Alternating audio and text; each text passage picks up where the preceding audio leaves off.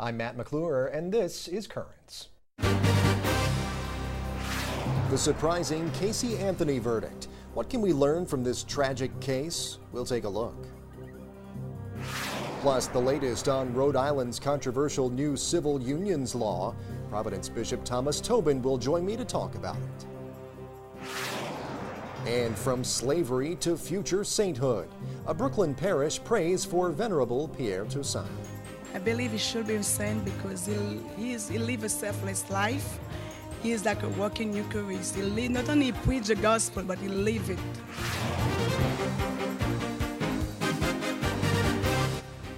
Well, good evening and thanks for joining us tonight.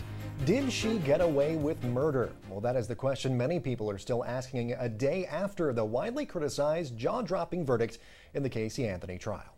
CNN's Jim Spellman has more on reaction to the latest trial of the century. As to the charge of first-degree murder, verdict as to count 1, we, the jury, find the defendant not guilty. 25-year-old Casey Anthony cried as the verdict was read. Cleared of murder, aggravated manslaughter, and aggravated child abuse, she was convicted on 4 misdemeanor counts of providing false information to law enforcement.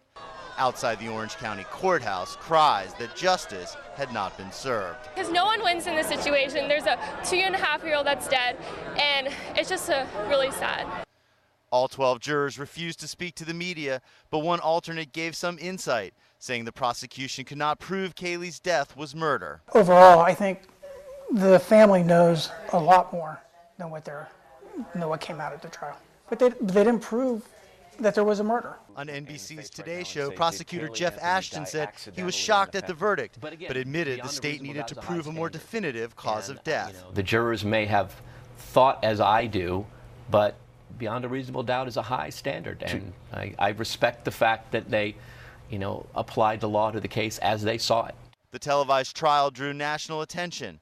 Anthony's attorneys called the case a lesson for those who indulged in, quote, media assassination. You cannot convict someone until they've had their day in court. That was CNN's Jim Spellman reporting. And while a jury of her peers has acquitted Casey Anthony on that main charge of first-degree murder, the American public has not been as forgiving. A highly publicized trial became a 6-week obsession, with just about everybody sounding off on Casey's guilt or innocence. But perhaps there is more that we can learn from this tragedy. Well, that's a question we're going to pose right now, because Lisa Hendy, author of the Handbook for Catholic Moms, believes there is. And she's joining me now on the phone to discuss the wider impact of the Casey Anthony trial. Lisa, thanks so much for joining me. Really appreciate it.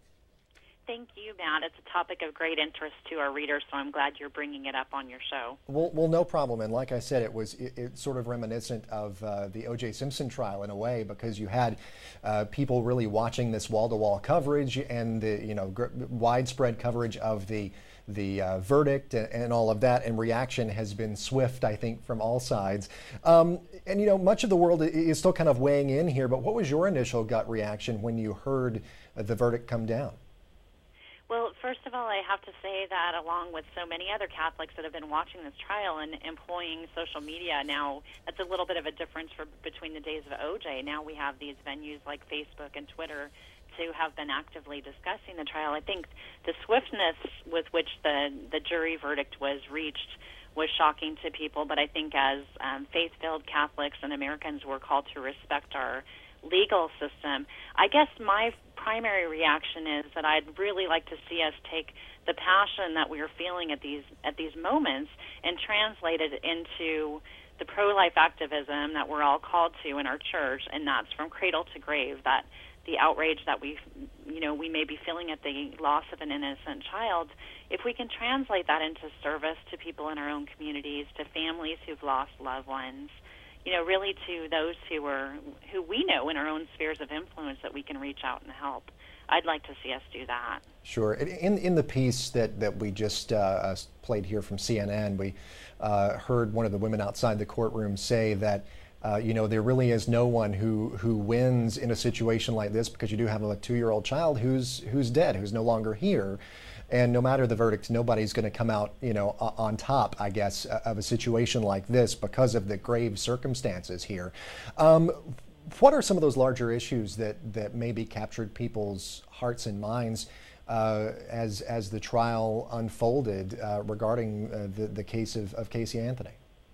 You know, truly, I just think that it's an example of the fact that we're called as, you know, as people of faith to pray for the repose of Kaylee's soul, for those who are grieving her, but also for other families that are out there who've lost loved ones, our troops, you know, who have perished, the families that love them, even families who've lost loved ones in accidents, drunk driving accidents, or to extended illnesses. We hear a lot in the news about these very high-profile cases, but we can look around us in the poor communities that surround our homes and see instances of child abuse, of, you know, parents who aren't fit to do their duty of protecting their children.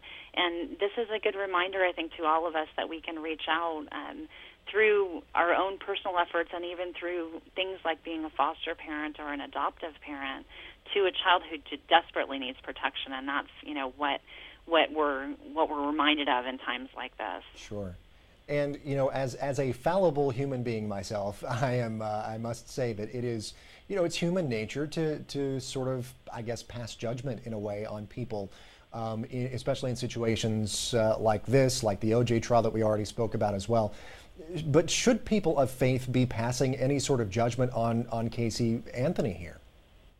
Well, I do believe that within our own country, you know, we have an established legal justice system, and that this jury was charged with finding the truth in this case, and that those of us who didn't sit on the jury and who didn't have, you know, the vantage point of all the information that they had, you know, we may really think we know what's going on, but in the end, God is the true judge of our actions, and I think we need to trust the legal system that we have in place, and to trust His judgment, and to turn to Him in prayer in moments like this for those who've been so devastatingly impacted by it. Sure, and when all is said and done here, you know, obviously this is a very tragic case. If there is any good that comes from it, what would that be? You know, I don't know that we can say there could be good from any death, but hopefully we can take the energy, the passion that we're feeling about this, the loss of this child, and turn it to helping other children in need. And as again, there are formal systems set up. If you have a Catholic Charities depot near you, get in touch with them and reach out and look at ways that you can be of help to families in need like this one. All right. Well, Lisa Hendy, the author of the Handbook for Catholic Moms, and also maintains a blog at CatholicMom.com. Lisa, thanks so much for joining us here today on Currents. Really appreciate your time. Thank you. Well, stay tuned. Rhode Island is the 5th state to put same-sex civil unions on the books, and one bishop takes a very public stance against the redefinition of marriage. We'll have more on that story next. Welcome back. Deeply disappointed, those the feelings and words of Providence Bishop Thomas Tobin as a measure to legalize same-sex civil unions sailed through the state legislature and landed on Rhode Island Governor Lincoln Chafee's desk for his signature. With a stroke of a pen, Governor Chafee signed into law the bill that falls short of marriage, but does grant same-sex couples many of the rights and benefits Rhode Island provides to married couples. The predominantly Catholic state now joins Delaware, Hawaii, Illinois, and New Jersey as the 5th state in the nation to have a civil unions law. Providence Bishop Thomas Tobin has urged Catholics to pray for the state and to refrain from promoting a lifestyle that undermines the Church's teaching on marriage. And Bishop Tobin now joins me on the phone. Bishop, thanks so much for joining us. Really appreciate it. Thank you, Matt. Very happy to be with you. Well, we're very glad to have you. Now, first of all, how much of an active role did the Church play in getting this legislation defeated? Well, the Church was pretty active in this legislative debate. As you suggested in your introduction, Rhode Island is a heavily Catholic state. We have a large Catholic population, and we've been pretty involved in this debate from the very beginning. We were very pleased that through our efforts and the efforts of other people, we were able to hold off same-sex marriage in Rhode Island. But then the Civil Unions Bill came about, and we also lobbied very heavily against that. So even though it passed our state General Assembly and was signed by the governor, I was very pleased that Catholics really did pitch in and let their voices be heard and had a major impact on the course of that legislation here in Rhode Island. Sure, and we're of course, very familiar with a similar debate here in New York with the same-sex marriage bill that passed just recently and was signed into law by Governor Cuomo. we were able to speak with the head of the National Organization for Marriage in Rhode Island yesterday about some of the differences between the law here and the law there. Explain to us how the Civil Unions Bill falls short of marriage per se, but is still, I guess, serious enough to be opposed by the church. Well, it was a two-edged sword for us, I suppose. On one hand, we were very grateful that the homosexual marriage law did not pass Rhode Island. We opposed civil unions because we said in many ways it's a parallel to that and would be a detriment to the quality of life, the moral quality of life in our state. We said in many ways the Civil Unions Bill was almost an equivalent to the same-sex marriage bill. What was helpful, I suppose, is that the Civil Unions Bill, at least we prevented the possibility of having marriage itself redefined, so that marriage in Rhode Island still intends a relationship between a man and a woman. The Civil Unions Bill now is extended to people, the homosexual community.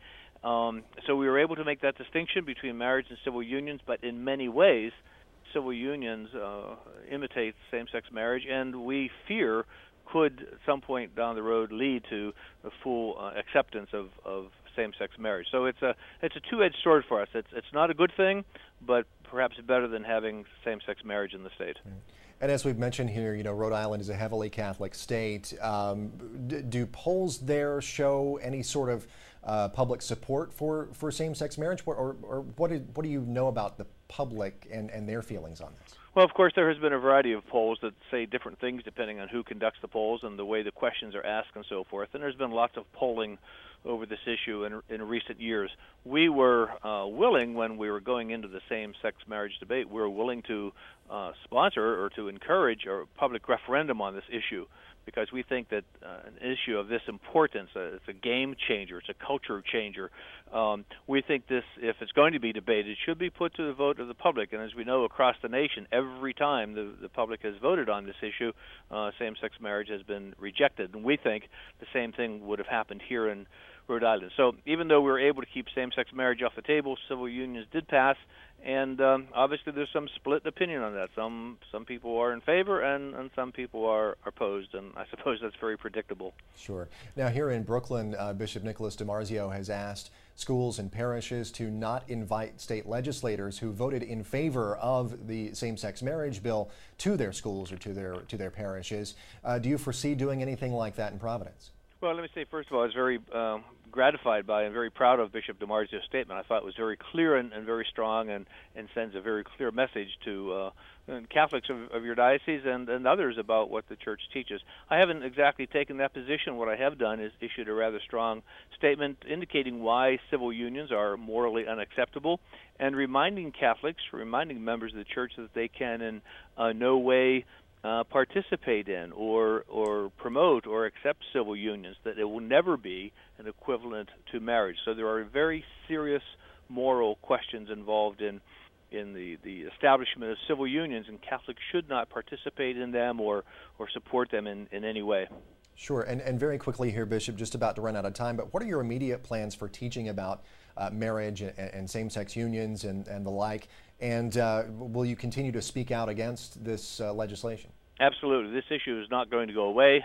We're sure to come back before the General Assembly, and we've had an extensive campaign of public relations and communications about our understanding of marriage, not just opposing same-sex marriage or civil unions, but promoting what we do understand and believe about God's design for marriage. And we've been very, very strong about that, and we will continue to do so.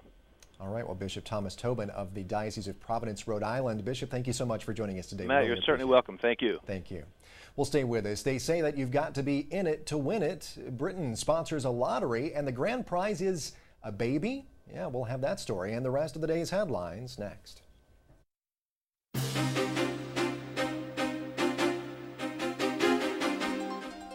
Welcome back to Currents. I'm Matt McClure. Coming up later, praying for a worthy cause, the sainthood cause of Venerable Pierre Toussaint.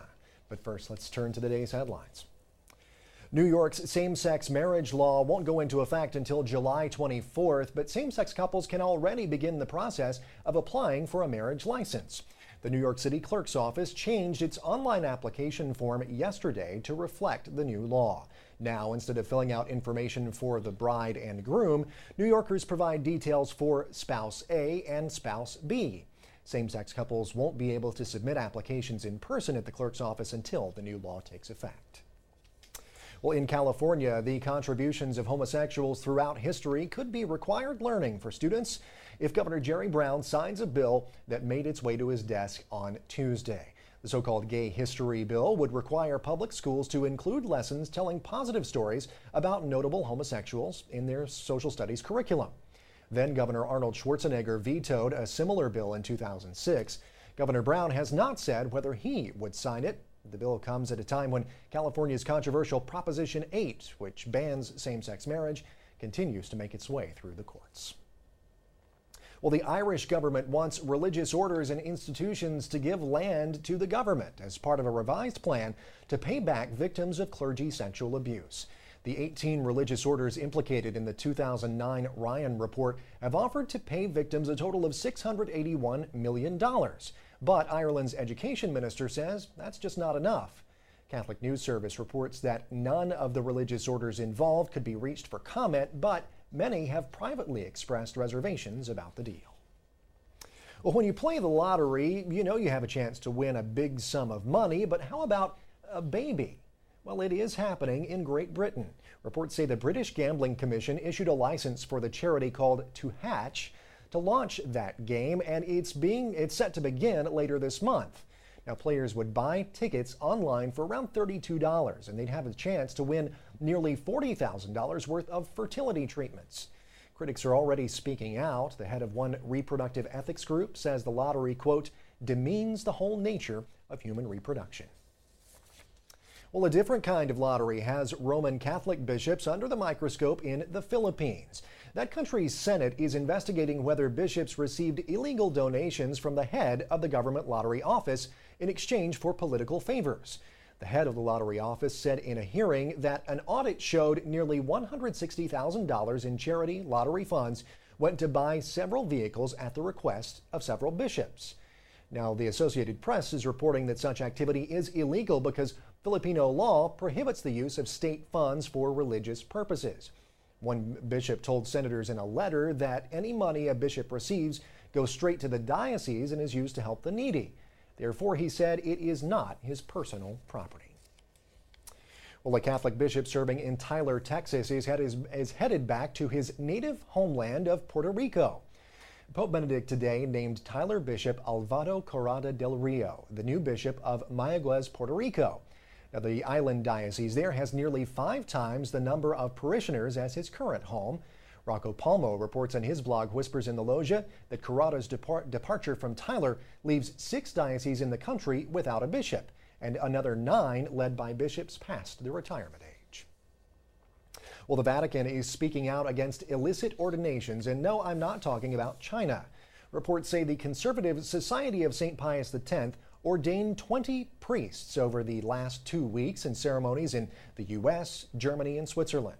A Vatican spokesman says the Holy See considers those ordinations illegitimate because the society has no legal status within the church. Now, the group has been on the outs with the church for decades because it opposes Vatican II reforms. And finally, where are you going for vacation this summer? Maybe Orlando, Las Vegas, Wisconsin? Well, it seems like more and more people are headed to the Badger State these days, specifically to the tiny town of Champion. That is the site of the Shrine of Our Lady of Good Help. The only recognized Marian apparition in the United States happened there. It was officially recognized as such late last year, and since then, the Diocese of Green Bay says the shrine has seen the number of visitors grow from around 100 a day to as many as 800 a day. Wisconsin, good place for a vacation, I guess. Stay with us, there's much more currents ahead. When we return, Brooklyn prays for a future saint. Venerable Pierre Toussaint was a great model of faith, hope, and love for all of us, no matter what culture, no matter what our stature in the society.